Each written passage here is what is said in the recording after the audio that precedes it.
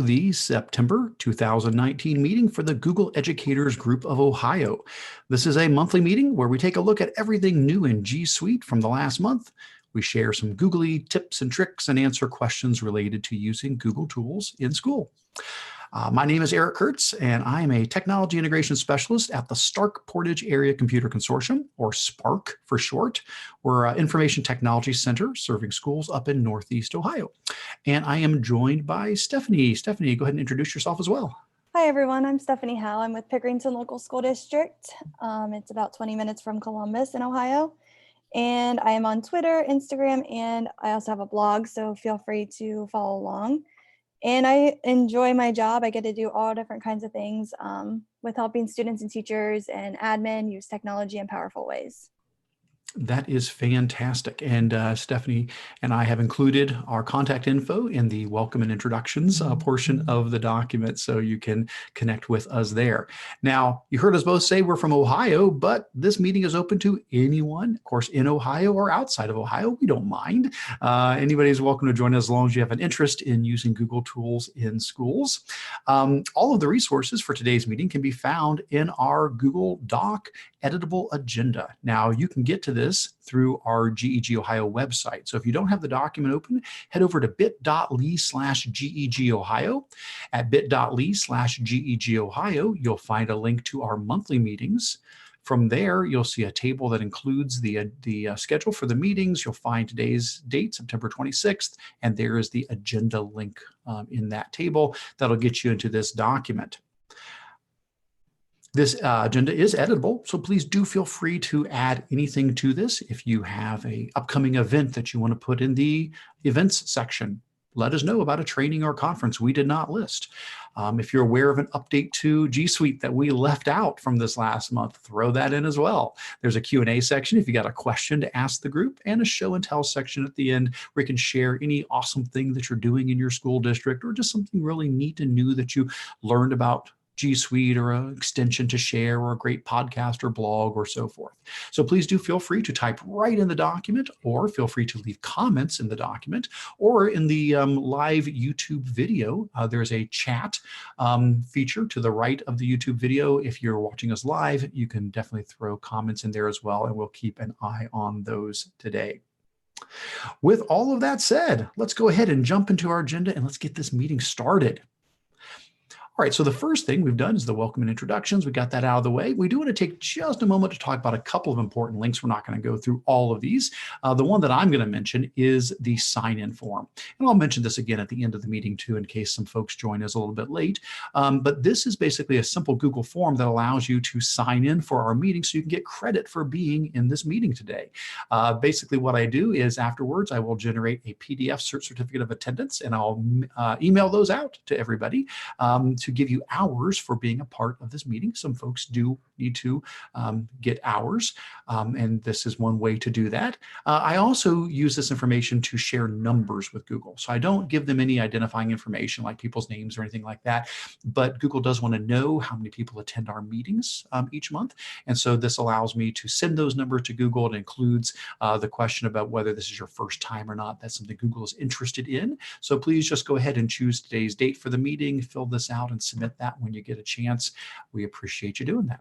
And then for a newer important link, Stephanie, why don't you tell us a little bit about the podcast? And I think you also set up a Twitter account for GEG Ohio. Yeah, so the podcast and Twitter account are brand new for the Ohio GEG meetings. So podcasts, we know everybody's super busy, and sometimes these meetings can go, an hour to an hour and a half to 2 hours. And I know everybody's so busy, so this might be a good way to listen on your way into work, or as you're mowing the yard or exercising. And you can listen through Anchor, or you can listen through Apple. It's on Google Podcasts, and it's on any of those other podcast links. We did use Anchor, so that way it pushes out to multiple, because we know everybody uses different things, and everybody has like different devices to connect to the podcast. So make sure you share that with your friends and anyone else that might be interested in listening. And then we also have a Twitter account that just kind of started. This is going to be just to hopefully push out reminders to you so you know when our meetings are. And I will do our best to retweet anything that you guys post. So hopefully we can get that going. Fantastic. Absolutely want to thank Stephanie for taking the lead on that and managing both the podcast and the Twitter account. It is greatly appreciated. And that's the idea. We just want to give people multiple ways to consume this, whatever works best for you. Watching live, watching in the recorded video, listening as a podcast, just checking out the document, the blog post I'll make afterwards, all those different methods. And for what it's worth, don't forget, you are allowed to speed things up. So if you're listening on a podcast, most podcast apps allow you to play at a faster speed. And same thing for YouTube. If you click in the little gear setting in the bottom right corner of a YouTube video, you can adjust the speed. And so you can just make us talk a little bit faster and you can work through this a little bit quicker. For what it's worth, also, when I do, it does take a little while for me to get the video all processed afterwards, but I do put below the video, I will put links that jump to each part of the agenda so that if you just want to find a specific spot in the YouTube video, instead of having to watch the entire thing, you can just look in the description below the video and there will be timestamps you can click on that will jump you to different spots in there. You can find the location of the topic you were most interested in. Fantastic. Next up, a little bit of updates. Just heads up, we do have 2 other ways to connect with us. There's the old method, which was the Google Plus community. It still exists. We've got over 2,000 members in the Google Plus community. However, Google Plus is no longer available for personal use. You do have to use a G Suite account, like a G Suite for Education account. And we know that has been not something that everybody can do. Some schools don't have Google Plus turned on. And so this community still does exist. We still do share things there. You are still welcome to join this community if you would like to do so. But to make sure that we don't leave anybody out, we did set up a new Google group instead and would encourage you to follow the directions in here to go ahead and join that group. You can head over to the forum and click join the group, or you can send an email to this address to join. And that's the primary way we're going to be sending out information, as well as through this GEG Ohio Google group, and would encourage you to join that and let others know so you can all stay in the loop. All right, I think that gets us to our upcoming events. Most of these, I believe, are pretty much Ohio specific. So if you are listening from somewhere else, apologize. Most everything in this meeting should apply to you, maybe not so much this part. There's only a couple of these here that I know about, so I will mention a few, but then I think Stephanie will talk about most of these upcoming events. The first one that I am going to mention is one that's coming up next Monday. So if you are listening to this live or the recording in the next couple of days, feel free to still join us. So where I work at Spark in North Canton, Ohio, so Northeast Ohio, we're doing a free applied digital skills workshop. We ran a whole bunch of these over the last year and a half here in Ohio. This is just the next one, and we're going to have more coming up too. So if you can't attend this one, there's going to be others scattered around the state that will be run. This one is Monday, September 30th from 12:30 to 3:30. So just an afternoon session, and you can sign up here to attend to that. If you want more details, all the information is in the form that is linked in there. Fantastic program from Google, the Applied Digital Skills Curriculum, tech skills, life skills, job skills for students. And this is a great way to learn about how you can bring that back to your school and use it all totally free. Stephanie, why don't you tell us about some of the other things coming up with conferences? So the next one is Future Ready. This one is coming up very soon. It's in October. It's the 7th and 8th. In Future Ready, they have a great initiative for schools, and they will be up in Kalahari. So this conference kind of is for, tech leaders, coaches, principals, librarians. They've got different strands, and there's different breakout sessions depending on your role in your district. And then you get to kind of collaborate with others and meet other districts along with collaborating with your own district. It's a very great conference, so I highly suggest you can get a team with your district to attend. Fantastic. Now, Learn 21 is up next. That's one I know, Stephanie, you said you hadn't been to before. I've been to this one for several years, Learn 21 down in Columbus. And it is a conference that straddles the tech integration and the admin, the tech admin side of things. So this is one that kind of hits both ends of the spectrum there. If you are going down as a person who helps with tech integration, you're going to pick up some neat ideas on how to support your teachers. But at the same time, they have a big focus also on the more of the technology director end of things, as far as managing your network and managing your computers. So it's a combination of both of those, and you can find something to plug into either way. All right. And then the next one I wanted to highlight was the Teach Better conference. This one is on November 8th through the 9th.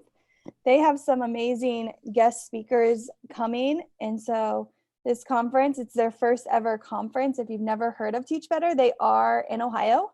I believe they're based out of Akron.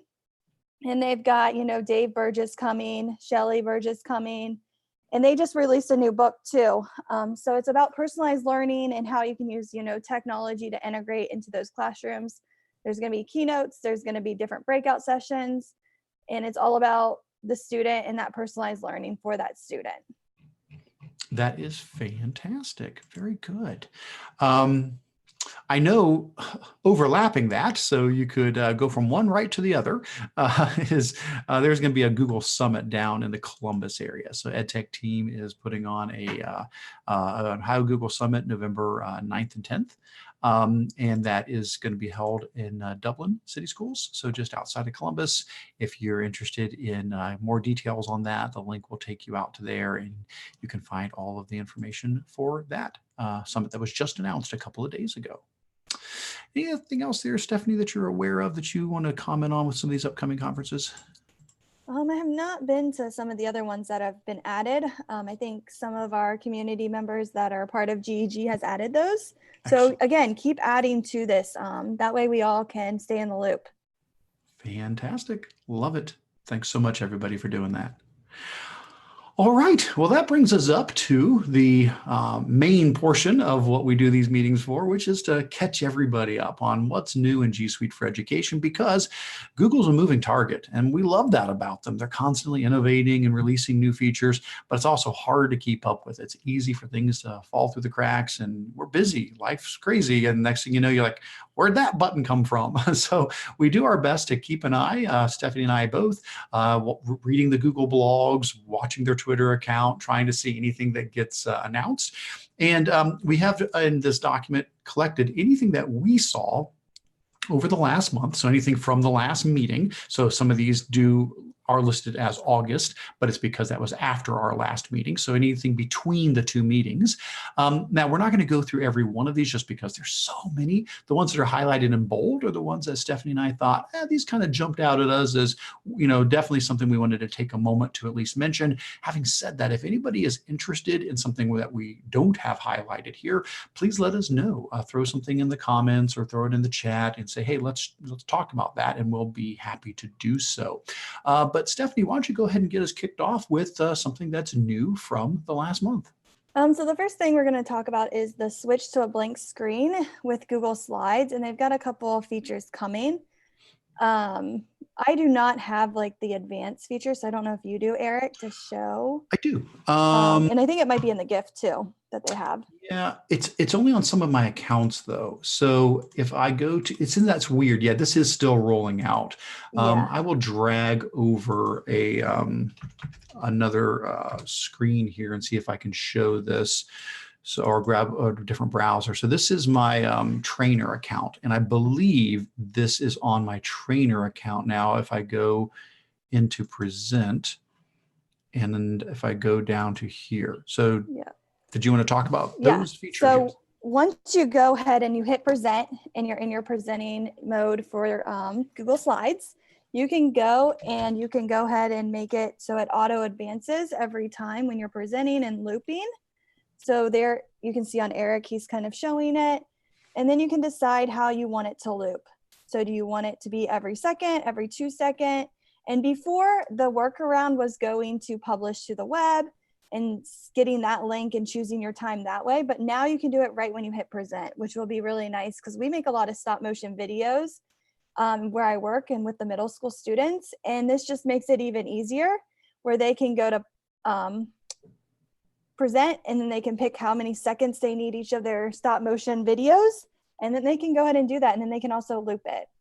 So I'm very excited for this feature for students and with that creation that they can do. Another part of this is keyboard shortcuts. So if you hit B when you're presenting, it should turn black. Sure and does. if you hit W, it's going to turn white. Yes, it does. So this can help as you're, teaching students. If you're in the middle of a Google slide and you kind of need to grab everybody's attention, you could use this to kind of pause everybody's screen so that they can look up and you can kind of refocus everybody's attention to you. Or you could stop and ask different questions throughout, different ways that you could use that feature. How nice. Yeah, that is great. It's nice that we have the auto advanced timings and the loopings built into the presentation now, in case you forget to publish it to the web or just don't want to go that route. That's a lot quicker. And the black and white screen option, that's great. Great way to get everybody's focus back or to pull the class together. Love it. Good stuff. All right, the next one up that we're going to mention was a new feature that came to Android. And I know you say, well, Eric, I don't have an Android phone, but I think it's worth mentioning just because a lot of times when we see a new feature like this roll out, it means it's going to go broader. It's just maybe they're starting with this. And so here where it says new version of Android brings live captioning. That's what I wanted to talk a little bit about. Was there's a bunch of things in this blog post that talks about all these new features in Android, which is all fine. This is certainly all good. But and I don't know that this video will actually play here. I don't know if I can jump up to a spot to show this in action. I'll see if I can at least scrub to a spot where I can show you where it's happening. There we go. So the idea is this, that Android now has a feature called live captioning, so that anytime you are watching any kind of content on your phone, if it's a YouTube video, if it's something that's been recorded, if it's anything that has audio with it, you can turn on live captioning. And what it will do is give you give you subtitles, give you live captioning of the audio that's coming out of your phone, even if that, audio did not have captioning to begin with in the first place. And they've got a short video here that they've linked in that is just really impactful to show you what a difference this can make in someone's life when they are wanting to be a part of the conversation that's going on, when they want to be able to follow along with what is playing in the video or with what whatever audio is coming out of your phone. So right now, it's only in Android. It's only in a certain, I think, the newest version of Android. So I realize that doesn't apply to everybody. But anytime I see accessibility tools like this start to roll out, it encourages me, because I know this is technology that they're working on, and it will continue to spread so that we see this more and more. And what I'm looking forward to is the day when this is just a standard thing, that on any mobile device or a Chromebook or whatever, there will be a button, no matter what you're using, you can just click and it will basically live caption the world for you. So if somebody's talking, or if you're listening to something played, it'll live caption everything around you. And so we're getting closer and closer to that all the time. And that is exciting. Happy for that. All right. What's up next there, Stephanie? The next one is word count. So now you can finally see word count in a Google Doc, which is super exciting. Before, you had to go to, I think it was insert, and then go to word count, and you could see, or maybe it was under tools. Under tools, yeah, you get the pop-up in the past, right? And so it'd be the pop-up button. But now if you click that box under tools and you go to word count, you can now see the words down in the bottom of your screen, and it will tell you exactly how many words are in your document. And so I've been playing around with this for a little bit, and it's actually really handy when you do have different requirements for students and they need to see how many words they are typing in their document. That's you can see words, characters, you can see characters excluding spaces, and you can also hide it again. And you can also see the pages. That's awesome. That drop down arrow. And, although that's certainly helpful, just, as a general productivity thing to know, like, okay, I need to make sure I've, written my 1,000 words for this, paper or whatever. There are some neat things you can do with this where you can put limitations on students' writing that are a lot shorter than 1,000 words. You can say, hey guys, we're going to say you've only got 200 characters, or you've only got 25 words, and you need to explain photosynthesis, or you need to summarize this book, or you need to explain a concept from class. And by reducing it to such a small amount, like maybe say it can't be more than a Twitter post, so what, 280 characters or something. And then the students would have to really think through, am I grabbing the most essential information to share here? And what is the best word to use? So I'm picking vocabulary that's powerful, and I'm communicating a lot of information in a small space. I do have a blog post about doing that from years back, and it dealt with using, the old word count option through the tools, but just even having it pop up at the bottom there would make that even easier for a student to be monitoring that while they're working on such an activity. And if you highlight a paragraph or a sentence, it will change the total words. So it will show in this paragraph, there are 50 Very words. good. So that's kind of nice too. If you need it to break down, just make sure the students are highlighting that paragraph. And if anybody's wondering where that tool is at because you haven't found it yet, well, it hasn't rolled out to everybody yet. So on my account that I'm looking at right here, for example, I don't have that yet. If I do word count, oh no, I did come up now. There it is. Didn't have it the other day. Well, then I should have had it up the whole time. There it is.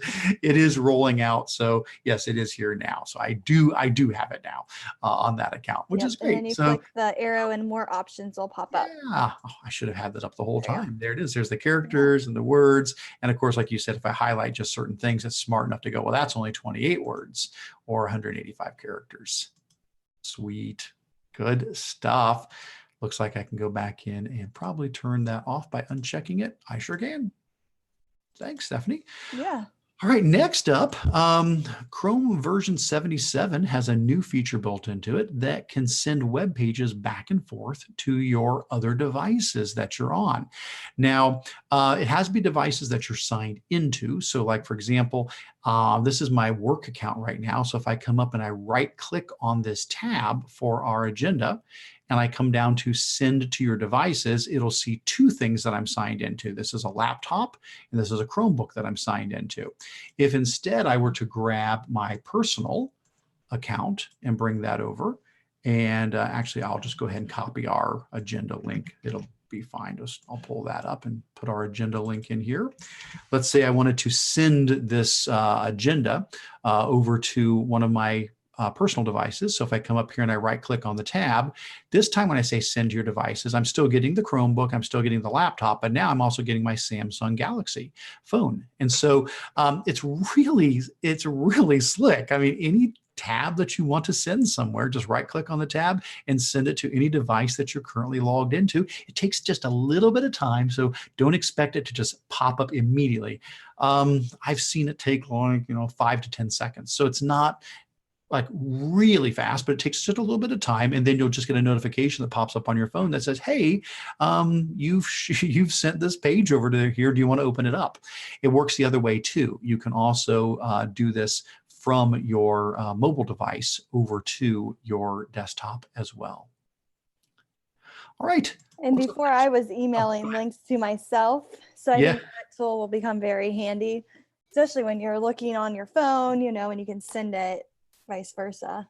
Yeah, it is. It is really nice because I'll use my phone to sometimes do like text to speech. I'll use whether it's Pocket, whether it's Google Go. I'll use one of those to read things aloud, and so I might just shoot something over to my phone real fast. Then I can have it read aloud to me there. Or if I'm going to be out driving and I just want to be able to have it read to me while I'm doing that, boom, boom, boom, send it over to that. So very, very nice. Yeah.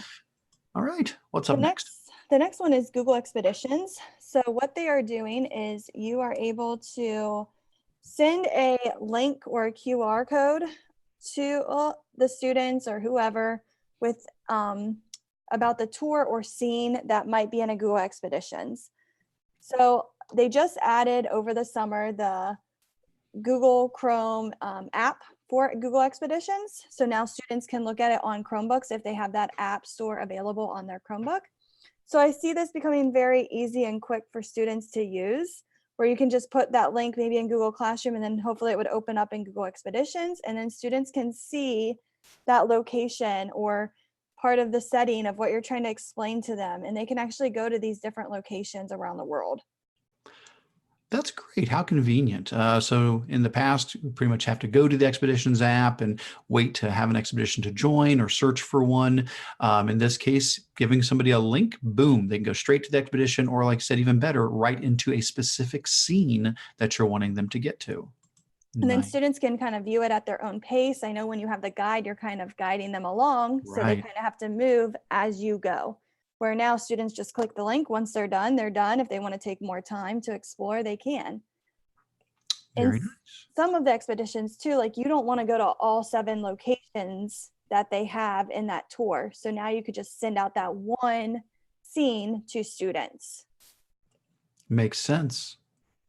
Good stuff. All right, the next one that is up is something that at first may not sound like a educational technology K-12 sort of thing, but I definitely think it has its place, and that is Google launched this month the Recover Together website about addiction recovery. This is certainly something we're hoping is not something that is needed by your students, but the reality of it is there certainly are many young students, teens who are affected by addiction, and it could be that they themselves are dealing with addiction, but it could also be that they're in a family where addiction has had a major impact on their family. Could be a parent, could be a sibling, and so the new website has been set up, and it is recovertogether.withgoogle.com. And there's a lot of resources here. There's a lot of videos to help normalize the conversation about addiction and recovery, and those resources are great. But something that really jumped out to me was this fantastic map they put together here, where we can go in, and it looks like I'll have to scroll to move. There we go. We can come in here and say, okay, I'm looking for a recovery based meeting somewhere here in Ohio. So I live up in Northeast Ohio. So if I start scrolling in here, see if I can get to my neck of the woods up here. Here we go. And as I start scrolling in, I said I'm sort of in the Uniontown area. So we'll just kind of come to this spot here, North Canton, Uniontown area.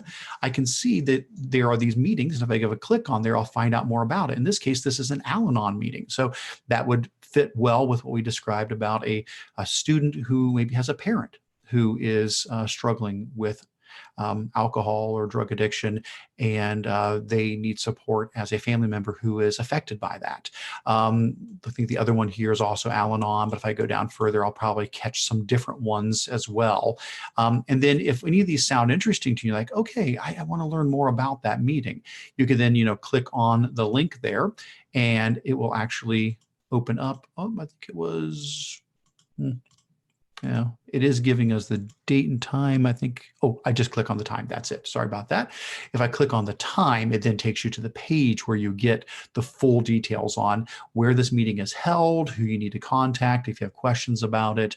But just to have all of that information in one place, really, really, really important that resource has been developed. And just you look at that map, and no matter where you're at, there is somebody there to help and to connect with. So thanks, Google, for putting that out there this month.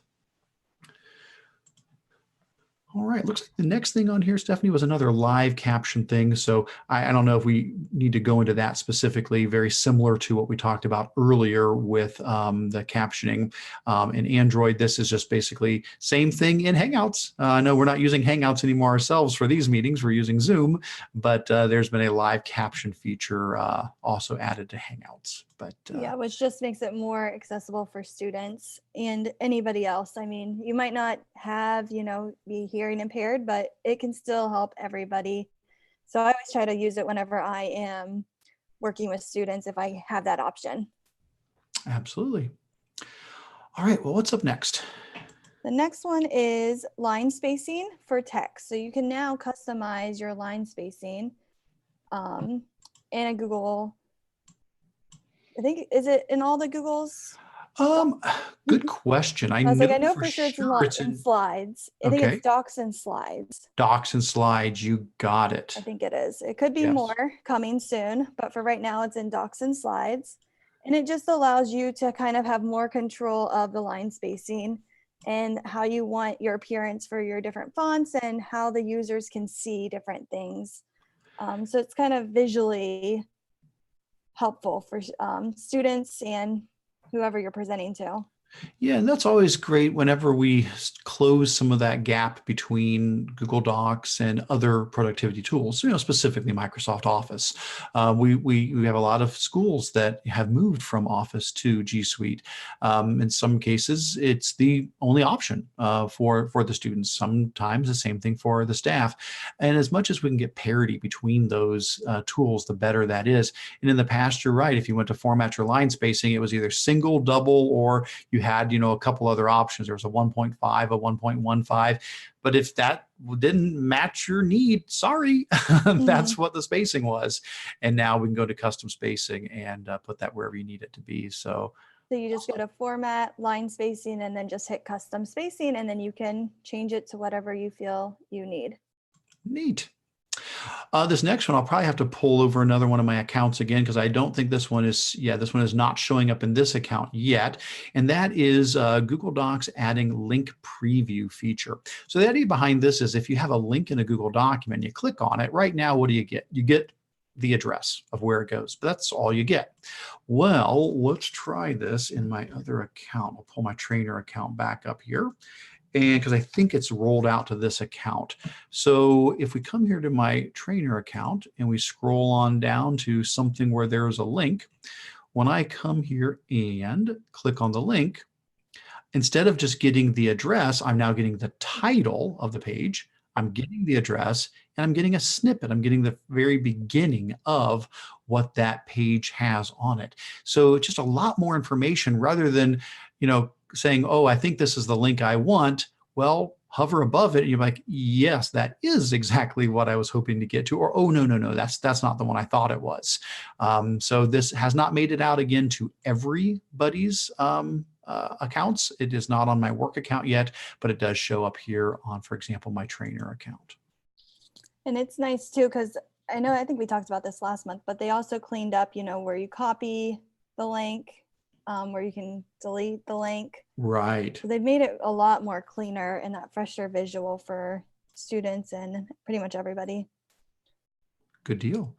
Do you know about this next one? Some of these updates to Chrome. This one I'm kind of excited about because you know how I am about my tabs. Okay. So on an Android, you can now have your tabs go into kind of like folders. And so you can drag them and kind of organize them to look better, so you can search a lot quicker. Oh, how very nice. Just drag and drop the tabs and put them into little groups there. That Yeah, and I think looks it's great. just on it might be iOS. Yeah, I think that is at the moment, that looks like that is just on Android for the tabs. Yeah, but I'm sure again it will come out and be available. All right. Also on Chrome, you can kind of scroll at the top. I don't have this yet. I don't either. To see, it looks like they're kind of like a pen tab, so you have more space to keep adding more tabs to your Chrome, and then you can kind of search just like you did with the link, and you'll get more details about what that is. Yeah, and according to that post, they said right now those who have it will get the title and the link, but they're going to be doing an actual thumbnail preview that is to come with this. So just by hovering above the tabs, you'll actually get a quick little thumbnail preview of what that tab is. That way it's a little bit quicker and easier to identify the tab you're trying to switch over to. Very nice. And then also they're adding, getting your answers quicker. So they're adding, Yeah. type in your, the definition of something, and then you'll get the answer right in that address bar. So we won't even have to go to the Google search result page to see that. When possible, answers will be given right inside of the address bar in part of autocomplete right in there. Yeah. And it looks like too, they're adding the translating right into the search engine too. Very, very nice. Awesome. And it looks like a little customization of colors for Chrome as well at the very end there. Boy, a lot of updates to Chrome. Good stuff. All right. Cleaning up a couple of my tabs because now I'm starting to feel bad. Stephanie is definitely somebody who's very careful with her tabs, and mine give her anxiety. So Oh, you're fine. clean up a few of mine there. All right, next up, and it looks like we're about at the end of the updates. Google Assistant coming to more Chromebooks. So Google Assistant is like, Google's version of like Siri. It's the I don't want to say the words because I'm afraid if I say the words, it'll actually make Google start talking, but it's when you say those words and then Google responds to you. Usually we think about Google Assistant as being on your phone or being on a Google Home. But they started rolling out Google Assistant to Chrome OS as well. And now more Chromebooks have been updated to allow for Google Assistant to run. I did try this out on my Chromebook. I have maybe it's about a 2-year-old Chromebook, and it worked fantastic. Then I grabbed one of my older Chromebooks, maybe from 5 years ago or so, and no, it was not included in that update. But the idea is that on your Chromebook now, you'd be able to activate the Google Assistant and then just talk. You could tell Google to create a new document just by saying the words, and it'll hear you, listen to you, and create the document. And of course, you could use all of the features that come with Google Assistant. There's hundreds of things you can ask it and say to it, and it will do those things for you. But again, we're just getting back to accessibility and accommodations and making things more human, breaking down that boundary between us and technology, where we're getting closer and closer to those, sci-fi type movies of the past where you just talk to your computer and it does the things you need it to do. The Assistant now rolling out to many more Chromebooks, which will be fantastic for schools to have that option available to them. Good stuff. All right. Well, I know we didn't cover everything in the updates. So if there's something we did not cover that you're interested in, please feel free to leave a comment in the YouTube chat or throw something in the document here as well if you have some feedback or some interest in any of these.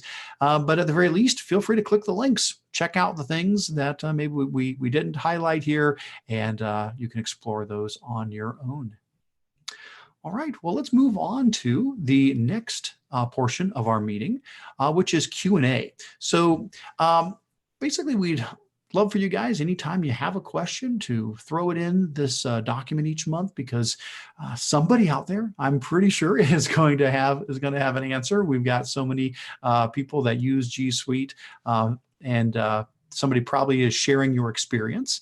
I see that our first question was about expeditions and whether there's a spreadsheet out there that has them all organized by grade level. I don't know about grade level. I went ahead and threw in this answer when I saw this earlier. The only one I'm aware of is that master spreadsheet that Google has shared out that will take you out to this. Here it comes. And this is where they have all of the different expeditions that they've done, which I think is over 300, isn't it? Let me see, how far down does this go? 360-ish expeditions. And this includes things like the title and the different scenes and, what location it takes place in, and the description of it, if there's materials that go along with it, are there translations. But I don't see anything here that would specifically then connect that to grade levels or standards or Common Core. So you could easily do that connection there. Stephanie, are you aware of any resources out there that has somebody? I have not found anything yet. And our district was talking about this question too, because I think that Google Sheet can be overwhelming for a teacher that isn't familiar with Google Expeditions. And so one of my tricks is always using Command F, and then I tell them type in what you're trying to look for. Excellent. And then from there we'll filter through to see if there's any expeditions that might work. Such a good idea. But I'm sure a lot of people would benefit from having a Google Expedition sorted out by grade. I think some of the issues with that is like our ELA curriculum might be different than another school's curriculum. So we might have a book that, the setting takes place in Australia, where another district, same grade, but their book might take place in another location. So you kind of have that issue. But I feel like the science and social studies standards are probably pretty similar. So that would be helpful for those two grade those two grade in subjects. Well, boy, that's always a great suggestion. The Control F feature to find and say, yeah, I'm looking for something about the moon. Well, there you go. Here's 16 hits. It may hit in several places on the same one, but it looks like we've got one on astronomy, beautiful nature, birds, and on and on. Somewhere in there, the word moon, showed up, for example, and that would allow us to at least narrow down and say, yeah, the space race, the space station museum, that might be one that would be good for me to take a look at. Thanks for mentioning that. Awesome. Contacts. I know, Stephanie, you do a bit with contacts. I think last time you'd even talked a little bit about that. Let's put our heads together and see what we think about this question. Looks like we have a question saying that it would be great if you could directly add contacts to a contact label when importing. Teachers are having great pain trying to set up parent groups manually. You used to be able to copy and paste multiple emails into a group or label, and now that's not possible. I do feel that pain. I mean, I do remember in the way contacts used to be, you could go to the way they call them labels now, but go to the group section. And yeah, there was a copy paste spot. You could have a box and you could just blurf, paste them in and add them all at once. Any details on that, Stephanie, from your experience with contacts? So I'm assuming the contacts are already in Google Contacts. I'm assuming, I don't know for sure though. So if this person is on and they could add to the chat, that'd be great. But I know you can check the boxes and then you can drag those 3 contacts or 5 contacts to that label, but I'm not sure. I know it like does it by ABC order. So I don't know if they are importing, like how, I'm assuming they're not probably importing, Right. in line like we would like. Right. So basically, yeah, with the new contacts, it is different. It is different than it used to be. If I come here to a label, which is what they now call a contact group, and these are personal contact groups, not to be confused with like Google groups. Now, yeah, to get somebody into a contact group, they have to already be in your contacts. So they have to be in the contacts, and then from the contacts, you can then select them and then add them to the group. It used to be there was a button here that you could just paste in, blurf, a whole list of emails.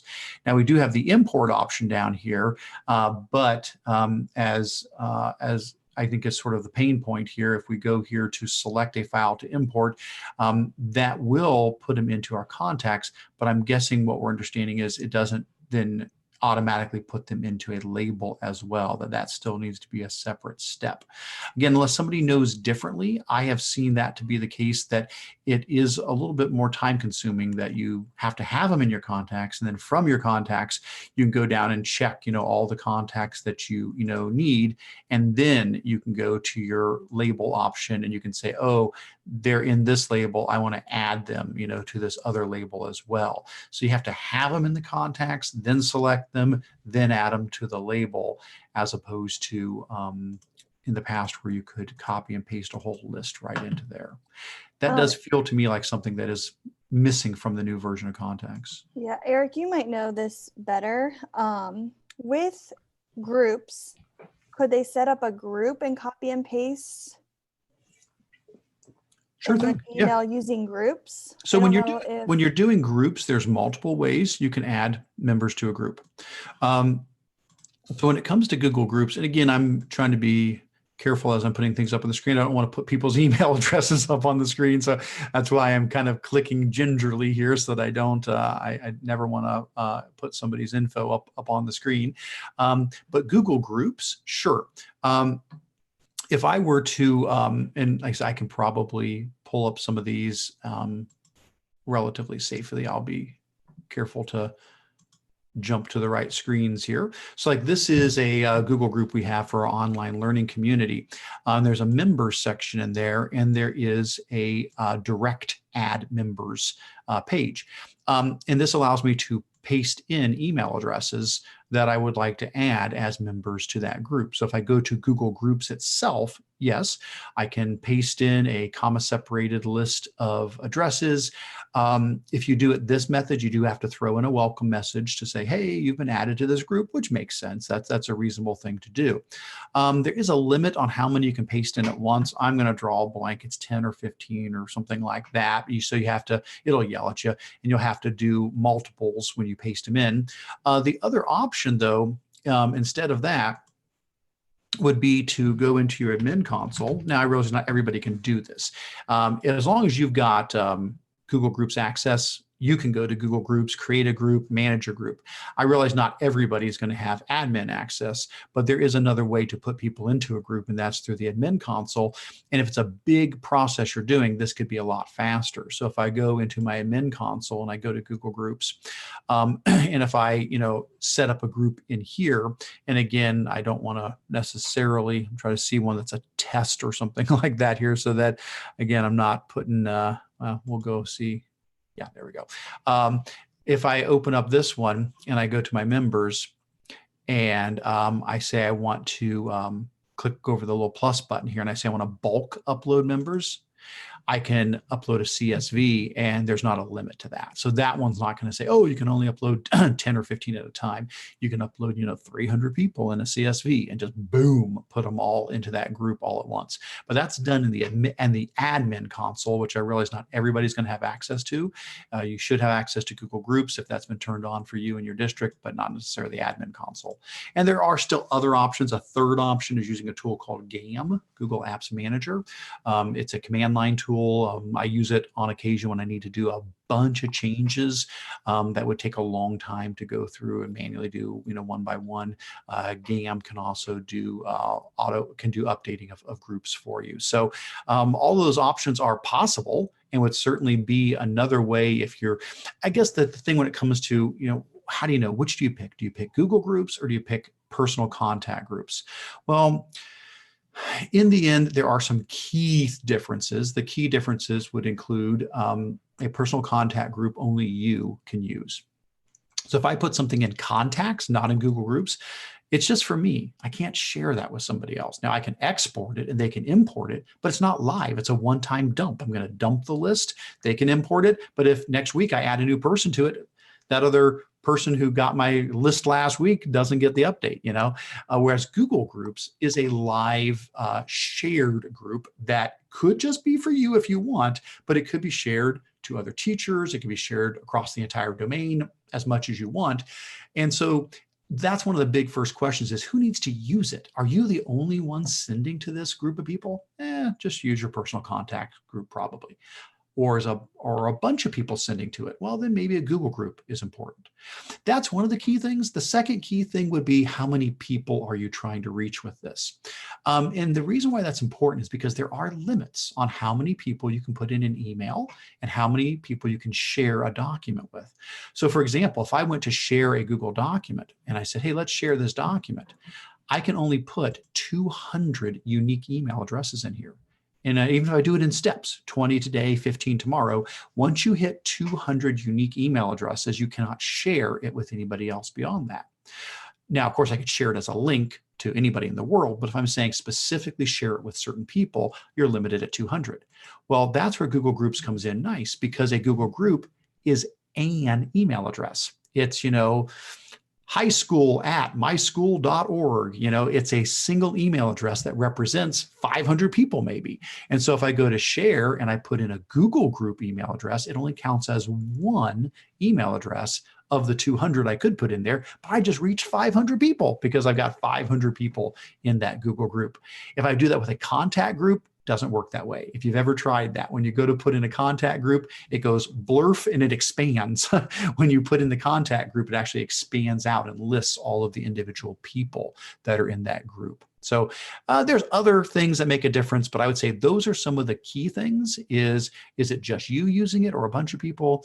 and how many people are you trying to reach. Now, beyond that, Google Groups also is more advanced in that there's lots of permissions. So contacts are pretty straightforward.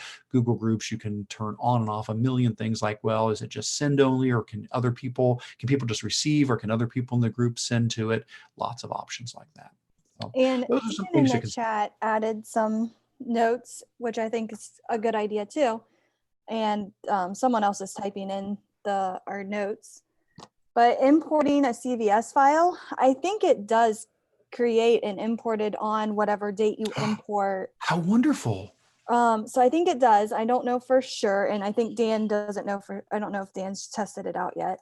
But thank you, Dan, for reminding us of that, because that's true. If you can do it right on a Google Sheet before adding it to contacts, and then import that Google Sheet to your contacts, that should be your workaround. I know it's really annoying, but I think that would work. That is absolutely worth poking a stick at. So yeah, whoever can take a moment and try that out and see how that works. Wouldn't that be great? Yeah, just import your CSV file that has, first name, last name, email address.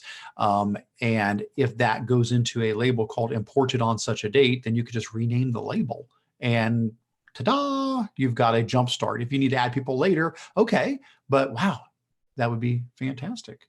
Good stuff. And then I see there's a link to Jeremy's post about creating a Google contact group with a sheet. Jeremy Badinger is a awesome ed tech guy out there. I've known Jeremy for several years online and met him a few times in person, and he always does a great job sharing things. There's even something in show and tell later from Jeremy that I added in, but he's got a post here about creating a Google spreadsheet and then going ahead and sending that, it looks like, over to your contacts. And it says it'll create a new group on the left. Looks like this may be a solution for us. Very nice. See, and I always had my parents fill out a Google form, so I didn't have to type in their email addresses. So I would send out the link to our Google form and our back to school information. Right. I know it's getting kind of late for all of that. If you have a parent night coming up, that'd be perfect. And the parents would just type their email address on a computer or a Google or an iPad if we had that laying around. Right. And then I had all their emails into a Google Sheet, and then you could copy and paste it right to your email. You could add that, import it right into contacts. So there's multiple ways. I think we just have to think around, which is kind of a pain, but yeah, at least you'll have all your contacts in a Google Sheet if something ever happened to your contacts. That is great. And when Stephanie says she has all her parents, when she says she has her parents fill that out, she means her students' parents, not her parents. She doesn't actually make that. No, I was just teasing. But yeah, she doesn't, hey, mom and dad, I need you to take care of this for me. And yep, it works, it says. All right. Well, hey, job well done, folks. Everybody give yourself a pat on the back. We have solved the problem today. Other than that, I do see a comment here, or a question here about the G Suite Admin Console getting a UI update for enterprise. Is that also for G Suite for Education? Well, I definitely know the Admin Console has absolutely been getting some facelifts. So this is what the Admin Console looks like now. Yes, it definitely does look different. There have been a bunch of changes to more of a material theme design, but also just the way things are laid out. Like, for example, let's say you need to go in and push out extensions to your Chromebooks. It looks really different now. If I go into my devices and then I go into Chrome management, give it a section to open up here. Here we go, Chrome management. And then if I want to go into my apps and extensions, that's been broken out. So that didn't used to be broken out like that. Now that's actually broken out separately. And now it comes up with your apps and extensions here. And down the side here, you've got your different OUs. That is not how that used to be.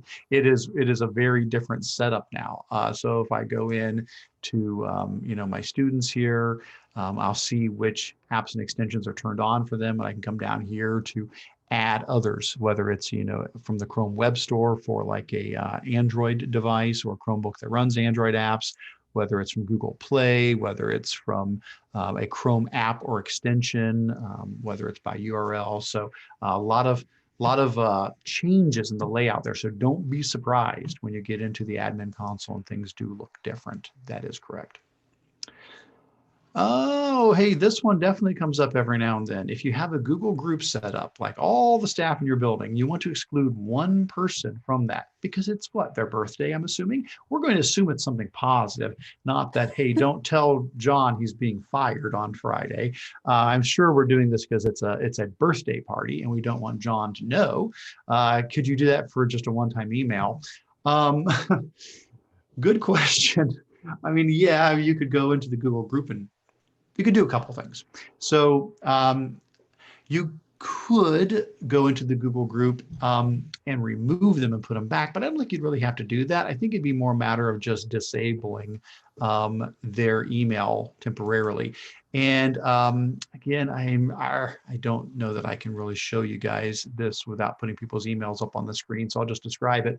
But if you go into your members in one of your Google groups and you choose a member, you can go up into the menu options and you can choose how they receive updates from the group. And there's like 4 options. There's the like every update. So every time an email is sent out, they get the email. Then there's like, there's one called Digest, which gives you, I think, a bunch of them kind of grouped together. Then there's like a once a day that does something similar to that. But there's also no email. So you could go in to the Google group, go into the members, and you could change as the group's admin. You could choose the person, go up into the settings and say, for right now, I'm going to switch them over to no email. And then if you send something out, they're not going to get that message. And then you could go back in later and switch them back to all email, and then they would start getting messages again. So you could do that. Now, certainly you could also remove them from the group entirely if you had to, and then add them back in. But probably just switching their mail delivery preference temporarily would suffice for that. Unless somebody else has another idea on that, that'd probably be the least intrusive thing to do. All right, well, let's pause there for a second before we move into our final section, which is show and tell. Anything else we missed in Q&A, looking in the document, looking in the YouTube chat? I think we got it all. I think we got everybody. I appreciate everyone adding to the notes and questions and chat because I've just learned a lot of things. I have too. This is great. Learn something new every day, as Anthony Luscre, my old partner in crime, always used to say. Learn something new every day. We just got a question come in. What is the maximum number of people that can be added to a Google group? How many emails can be sent in 24 hours? Sure thing. So a Google group, I am not aware of a limit on Google groups. I am not aware of a limit. If there is one, it has to be really big, like really big, because I've been part of groups that have thousands of people in them. So I do not believe there's a limit on how many you can put in a Google group. That's kind of the whole point behind Google groups.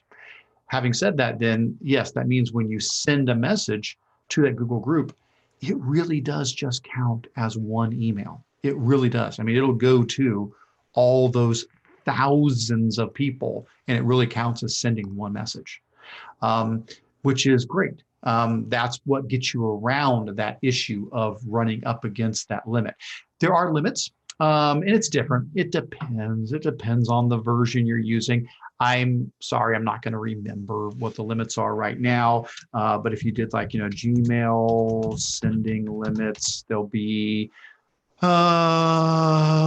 somewhere out there. There'll be, depending upon the type of account you have. Like this one is saying, 2,000 emails a day. But again, I don't know if this is personal. I have to look and see. There used to be a nice chart that mentioned personal versus G Suite for Education versus G Suite Enterprise. And I'm not even sure which one I'm in right now, but that was just a quick Google, search. Let me see if this is the one I was looking for. I don't know. Oh, this one is saying 500 a day. That's probably for personal accounts. And maybe the other one I was looking at 2000 might have been for work accounts. So there are limits. You're going to have to, check that. I apologize. I'm drawing a blank on what those are, and they do change. It's a moving target. So, oh, it does look like here we've got one saying 500 through normal Gmail. But if you're using like a work account, looks like it was 10,000. Oh, that's pretty good. So there are limits, but should not be affected by Google Groups at all with that. That's the nice thing about using Google Groups. All right. Very good. Well, we'll do another pass through once we finish our final section and to see if anything else popped up. But our final section is show and tell. And so basically what this is what is something neat and new you've seen with G Suite? Maybe it's something you're doing in your school. Maybe it's a great blog post you came across or a neat Chrome extension or podcast or whatever it might be. Stephanie and I have both thrown a lot of things into this over the last month, and we're just going to take turns, going back and forth, picking something off of here that we added in that we wanted to share about. So Stephanie, what is something that you would like to start with? I'll start with the me, myself, and I. So this is a Google slide. It's just kind of a fun way to get to know your students. And there's just different topics that they have to cover throughout the Google slide. So here they have to take 2 photos. They can't add their name. One is, up front photo, and then one's like side by side. Then second slide, a lot of times, students have unique names. And so students have to create a video and they have to just say their name. And that way you can hear their name so you can feel comfortable in class to say it. I know I sometimes struggled with some of my students' names. So hearing it with video can also help. And plus there's a lot of research that if you call students by names, it helps build that relationship in a more powerful way. And so this teacher, he just created a ton of different ideas on how you could get to know your students with different topics. So I just thought it was really fun, and it's never too late to build that relationship with your students. That is really neat. Looking down through here, yeah, this would be a great format to follow to learn a lot more about your students than just some of the really basic things that we collect normally. And then I think on the last slide, he has like, if you change all the backgrounds, you get lunch or something from him. So it was like the last slide that the students have to find. And then they get to kind of make their slideshow their own, because like that white background is pretty boring, which I know you're going to cover later, Eric, with one of your shares. Oh, yeah. Yeah. So this allows students, to add their own backgrounds and change the colors and that kind of stuff. And they're learning the Google skills in a powerful way through that relationship piece, because they're learning how to insert images. They're learning how to change the font, the text. You don't have to teach students those skills. They can just do it on their own when it's applicable to their learning. Very nice. And actually got to meet David back, when was it? Back in when he became a Google certified innovator. I don't know if it was still a Google certified teacher back then or not, but it was in Chicago, and I was helping out with that one, and I got a chance to meet him. He's a really neat guy. And if this is a recent picture of him with his side profile, I now have beard envy. Oh my gosh, that is just a legendary beard there. I've trimmed mine back a bit from my really bushy period, so it's still got some length to it. But oh man, that's a beard to love right there. All right. Well, thanks for sharing that one, Stephanie. I'm glad you found that. Let me see. Next one. These two go together, so I'll just mention them together. Dan Russell is from Google, and Dan is part of their search team. And he does a lot of really neat stuff. If you've ever seen the Power Searching with Google online course, there's a Power Searching 1 and Power Searching 2. Dan Russell did that. Recently, I came across a few more of his resources. He did a video. It's about an hour, 2 hour, hour and a half long video. I can't remember, but it's pretty long. But it's all about advanced searching with Google. There's a link out to that. But what I thought was really neat was his his SearchReSearch blog that he runs. And I don't think I realized that he had this blog. And so he posts, periodically, and each post really digs into the whole concept of doing better searching. And so he'll pose a question or several questions that maybe he had to deal with in his regular life. And he talks about how could we really search properly for this? How could we use all of the different Google tools to really, tear this apart? Like he had a bug that he found in his backyard. And he goes, how would I figure out what that bug is? And he talks about the things that worked, the things that didn't work. And, there's this item he needed to fix something that was broken in his house. He goes, where do you even begin finding that out? But he takes you through the whole process until he realizes here's how you can use the searching tools to really find what you're looking for. So definitely encourage people to check out Dan Russell's SearchReSearch blog. All right. What else did you want to mention? I like the 4 ideas for promoting creative thinking. So this was by Meredith Akers. She's amazing. Oh, don't you love Meredith? I do love her. Yeah, I've got a chance to see Meredith a couple of times down in Texas. There's a conference that I tend to go to down there, and she is as awesome in person as you can even imagine, from what she shares online. Yeah, and she's willing to share everything and anything. So if you scroll down a little bit, there's 4 activities that she really talks about. So there's the 6-word summary. So students have 6 words and they have a time limit, and they have to write a summary about whatever you're teaching. These can be, related to math, science, social studies, ELA, technology, anything that you're teaching. And then she also has like the class book. So every student has access to a Google slide deck, and you create the front cover, and then students are assigned to one slide. And then it kind of goes all together. And so then students can work together on that class book. And then there's emojis, which kids love. And so she's just said, you can use different emojis to help explain different answers and help students with the discussions. And I really like this circle and squares idea. So students have to take only circle and a square. They can change how it looks so that you can see her P's here. She just made those circles smaller, but all she used in her drawing was circles and squares, and she made her squares rectangles. So it's having students think outside of the box and being those critical thinking. And she even included her template right below. And you could use this for anything. So, draw a summary of what you learned only using circles and squares. And I think you can really see your creativity and your students begin to pop out. Love it. Oh, such good ideas. Such good ideas. And that's the thing I love about Meredith is she, like I said, she just shares, and I think even this blog post, she had mentioned at the top, even questioning herself, do I really want to share this? Is this, is this good enough to share? So I'm just going to put it out there. And that's the mindset I would encourage everybody listening here to do. Just share the stuff you come up with, ideas that you have. They're great and they're valuable, and we can all learn from them. Good deal. Let's see, something else I would grab out of here. I think the SnackVids site caught my eye. I thought it was pretty neat. It's a website to pull a transcript from a YouTube video. There's a lot of ways to do that sort of thing. It's not like, oh, this is the only tool out there for that. There are certainly lots of tools that will grab the transcript and put it alongside or let you take notes or things like that. But this one works really well. Looks like I'll just click on a sample video here, but basically just paste in the link to the video, and it pulls the transcript out and puts it down below, and it will break it up into little clips as well. So rather than having to see the entire thing all at once, you can jump down through the different clips, and I'll pause that, and it'll bring you to that spot in the video, and then below there, it'll have the transcript and highlight that as it plays through the video.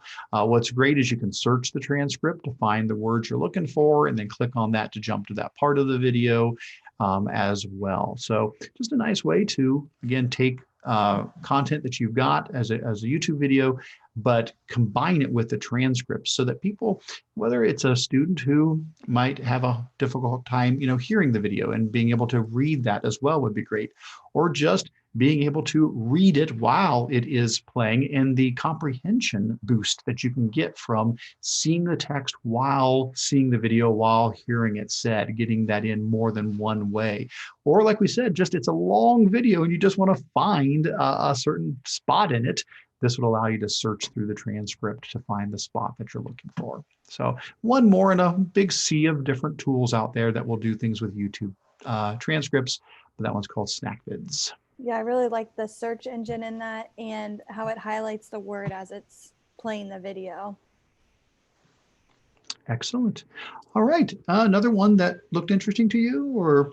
The parent conferencing, the translator one, that was pretty cool. So this I found, and it's a Google Sheet. If you scroll down a little bit, there you go. And you can see, what the teacher said in English, and then you can see, you can translate it right into the parent's language. And so I just thought this was kind of cool because I know EL students, it's a big barrier. And so now you're able to have a Google Sheet and you can see exactly the translation. Oh, that's clever. Yeah. Yeah. That's a neat use of that. I know we've had the ability to do translation in sheets, for a long time. It's one of the formulas, but to see it implemented in a very practical way like this, how neat. So you got one side where you type, the other side where they type, and in the middle, it uses the translate formula after you've picked the language that you want to use. Sweet. Awesome. Neat stuff. All right. Other things that are of interest. Let's see. I would say, I think this is Meredith's as well. The Google Slides mystery reveal template. Yes, I had a Meredith one as well. So this is just really a cute, clever tool. Let me get the template here so that we can actually see it in action. I'm probably looking right at it. There it is. There's the link for the template. So basically what this is a Google slide template that just uses a clever method for revealing some hidden text. And the way it basically works here is the text is already there. So this box has the text in it. And if the text happens to be the same color as the background. So if you click and highlight it, you'll see there is text there. And you're supposed to, of course, type in your own text. You type in a question, you type in the answer, but because it's the same color as the background, you can't see it. Well, the clever thing is you got this magnifying glass that when you drag it over here, the text shows. Now, how's that happening? Well, it's because the magnifying glass is layered further behind the rest of the things in the slide. So if I start to move it over here, you can see that the border of this box is on top of the magnifying glass. The magnifying glass is a lower layer, and you can layer things by right-clicking on them and going to order, and you can bring them forwards or backwards. And so it's basically just been pushed back. It's behind things. So when I drag it over here, it slides behind the text and separates the text from the background because it's coming between the background and the text, and suddenly you can see it now. So what a neat, clever way to do that. Seems like a neat activity that students would get a kick out of. All right, I have a few others that I was interested in. Stephanie, did you have any others? I didn't know if you had run out of the ones you were. I saw some of the ones that you had and I thought of those too. So go ahead. Well, absolutely. Let's see. Other ones that I thought were worth mentioning.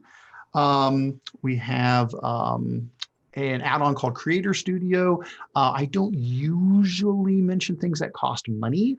So just heads up, this one does have a cost with it, but I love everything that TCEA does. And they put out such good content. And so I said, well, if TCEA thinks this is worth looking at, let's take a look at it. And it is a nice add-on. It is by a add-on creator that I have used before for other things. So I also know him and his work. And so I'm like, okay, this is something that is valid. But basically what it is an add-on that lets you take any Google slideshow and very easily spit it out as an animated GIF, an image sequence, an MP4 video file, or a video with audio. And so there's other tools that could do this, but just to have it right there in your Google Slides as an add-on and just there's an animated GIF, there's a video file, is nice. So whether it's worth, I think it's like $35 or something to buy, whether that's worth it for you or not for me to say, because again, I'm always about free things, but it seemed like it was clever enough that somebody may say, hey, for me, that's worth it to have that.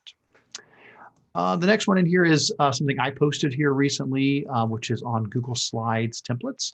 It's called Spice Up Your Slides with 600 plus free design templates. It's actually more than that now. I think it's up to 700 plus, even since I posted it, because I ended up adding another one that somebody suggested.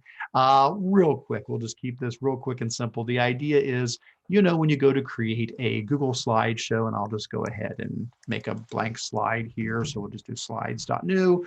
When you create a blank slideshow, there's not a lot of design templates to choose from. Over here on the right, you see these themes. And I don't know, there's, 20-ish or so. There's not many, and they're fine. That's great. It's nice to have these as a way to say, oh, I want my slideshow to be a little bit more interesting than just, white background and black text. And so this will allow you to gussy it up a little bit. But that's it. You only have, a couple dozen of those. Well, it turns out there are a bunch of websites that create slides design templates, and they're free and you can use them. Probably the one that was the best known is Slides Carnival. It's been around for a long time. They have over 130 templates there. And the idea is you would go out to the site, you would find one that looks interesting to you. When you find one, you go, oh, that's a cool one. I want to try that out. You can get a little preview, click through and say, yeah, actually that one would fit perfectly. That would be just what I need for my presentation I'm going to do. Almost every one of these sites works exactly the same. You look through the templates, you find one you like, and then there's going to be a button somewhere that says use as a Google Slides theme. And all that's going to do is let you make a copy of it. That's pretty much it. So here it is. You click use template or make a copy, depending on how they've linked it in. And basically that's it. It makes a copy of that slideshow. And the idea is you now would go through and fill in your content in place of it. So now I have this giant slideshow with 29 slides in it. And the idea is I would put in my title for my presentation. And then I wouldn't keep all of them. I'd say, I don't really need this particular one. So I might delete some of these out. And then other ones I may say, oh, I want to use this one over and over again. So this quotation, I need to use that again. So I just hit duplicate. And now I put one quote on this slide and a different one on the duplicate. That's the idea, is it's just going to give you the jump start with a bunch of filler text. You fill in your own stuff. Delete what you don't need, duplicate what you need 3 or 4 copies of. There's usually some icons at the end that you can use as well. The point of all of this, what I'm driving at here, is that Slides Carnival, I love it, but it's not the only one out there. There's actually a lot of these. Slides Mania is one I did not know about, and somebody shared that with me after I had posted this. So I went back and added it. Wow, Slides Mania rocks. They have got some really cool stuff. It's not just the design themes. They have a bunch of them that are also very specifically organized, like for a school planner or a back to school slideshow, or 3 different ones that are full of graphic organizers for you to modify. So really nice. And then there's others, as you go down the list here, you'll see, they have, dozens or hundreds of design templates here. And so if you're wanting to make your slideshow stand out a little bit, you're getting tired of them all looking the same, you now have over 700 technically, over 700 design theme templates out there. And just visit these sites, make copies of what you like, and then use that for your next presentation to make it jump out a little bit.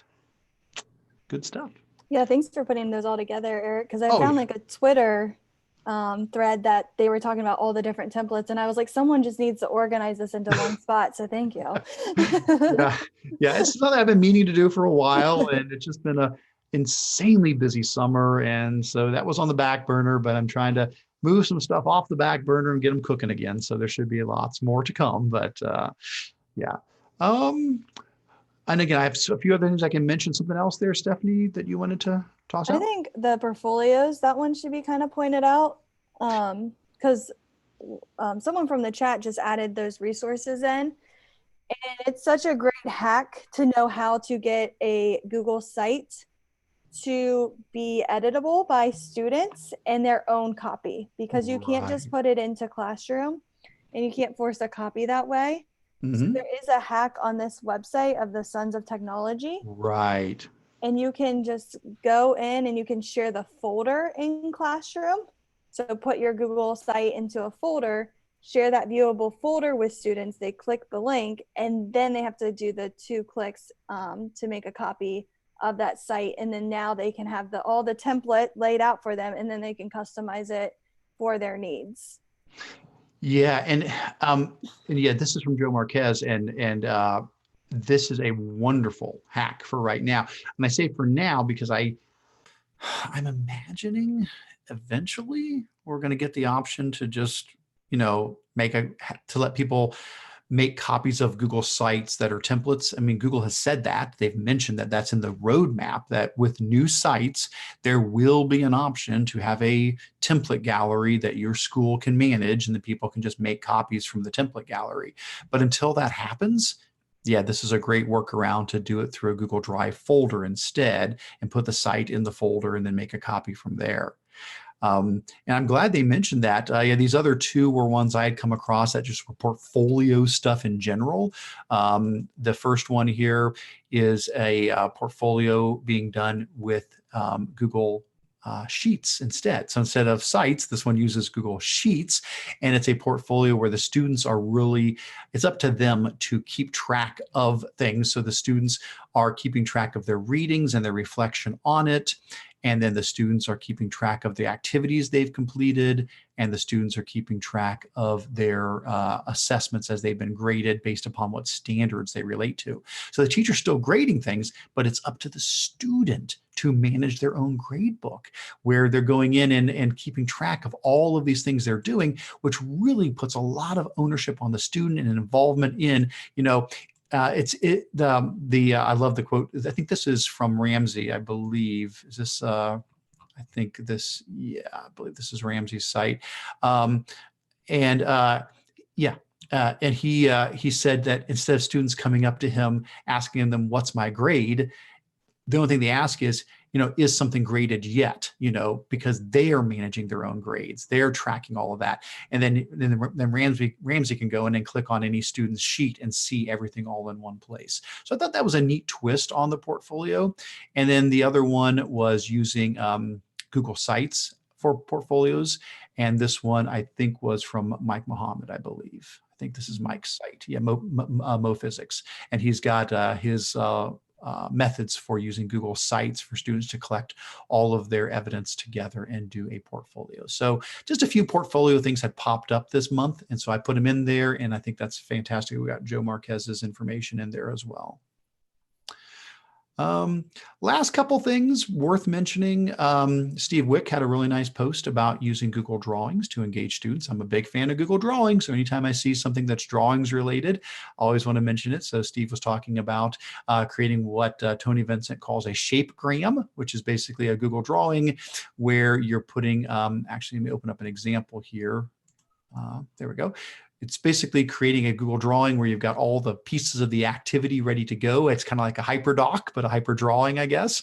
And you've got your canvas, and then on each side, you've got videos, you've got activities to drag and drop onto there, like little self-contained learning activities. So basically, twist on hyperdocs as a drawing there.